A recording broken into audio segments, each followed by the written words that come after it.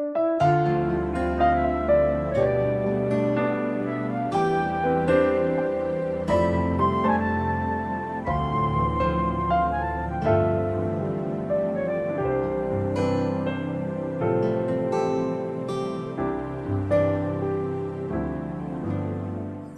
pagi Bapak Ibu Saudara yang terkasih dalam Yesus Kristus.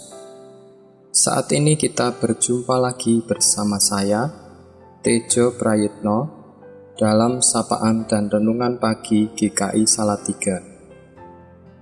Hari ini Kamis tanggal 28 November 2024. Kita akan merenungkan bersama tentang Injil. Sebelumnya, marilah kita berdoa terlebih dahulu. Tuhan Allah Bapa kami datang kepadamu, bersyukur untuk kesempatan pagi ini, kami bisa menikmati kasih karunia-Mu. Kami bisa bangun dan bernafas dan mendengar panggilan-Mu, sehingga kami bisa datang untuk bersama-sama merenungkan firman-Mu. Berbicaralah ya Tuhan, kami mau mendengar. Dalam nama Tuhan Yesus Kristus kami berdoa. Amin. Renungan hari ini saya beri judul Injil yang menguatkan.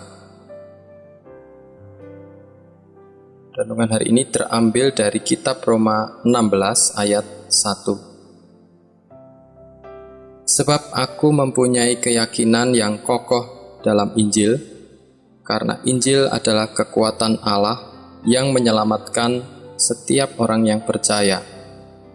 Pertama-tama orang Yahudi, tetapi juga orang Yunani.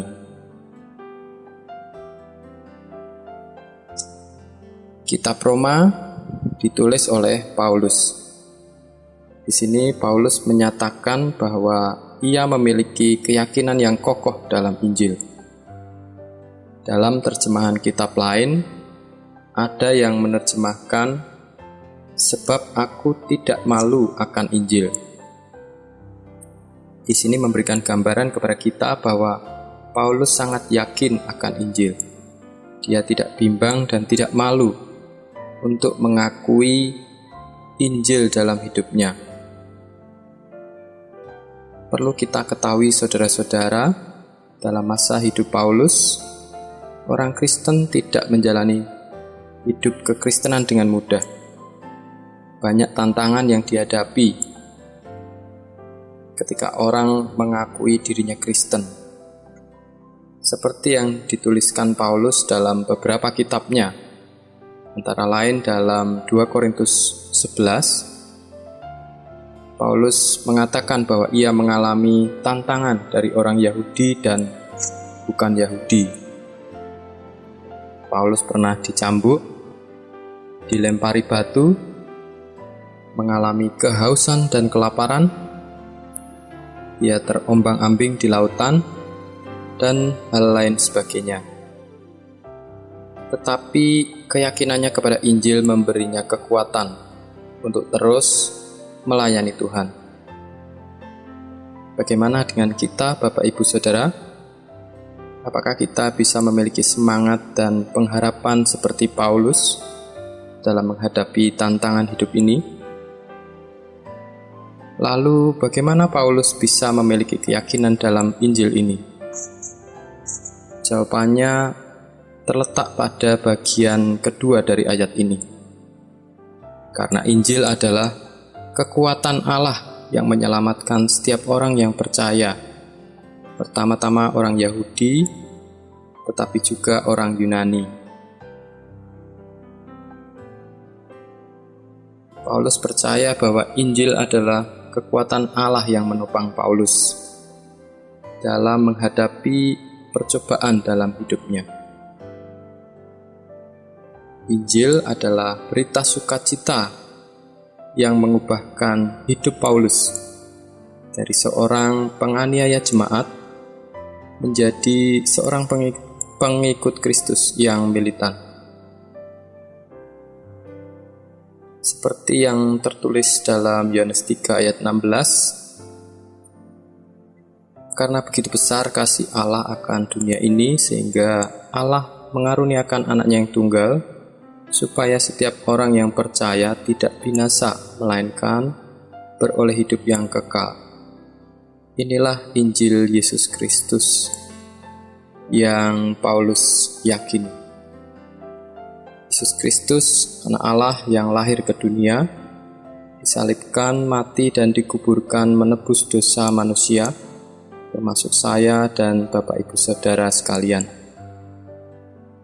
Dia bangkit dan memberikan kita keselamatan dan kehidupan kekal. Semua ini adalah kasih karunia, artinya pemberian yang cuma-cuma. Kita hanya perlu percaya dengan berita ini dan menerima Yesus sebagai Tuhan dan Juru Selamat.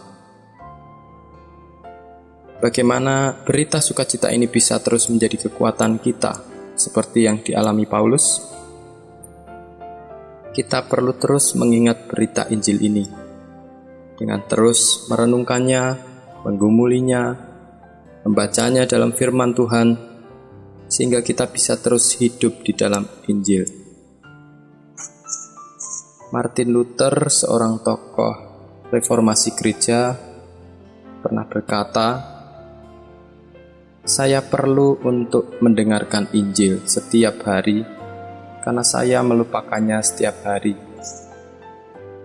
Atau dalam bahasa Inggris, "I need to hear the gospel every day, because I forget it every day." Mari Bapak Ibu Saudara, kita terus setiap hari mengingatkan diri kita tentang Injil ini, supaya kita kuat menghadapi tantangan hidup dan tetap setia kepada Tuhan. Mari kita berdoa. Tuhan Yesus, terima kasih untuk renungan pagi hari ini yang mengingatkan kami akan berita Injil. Sungguh kami bersyukur untuk karya Tuhan dalam hidup kami, yang menebus dosa kami dan menerima kami menjadi anak-Mu dan memberikan hidup yang kekal kepada kami. Tolong kami untuk terus setia dan terus mengingat akan Engkau. Dalam nama Tuhan Yesus kami berdoa. Amin.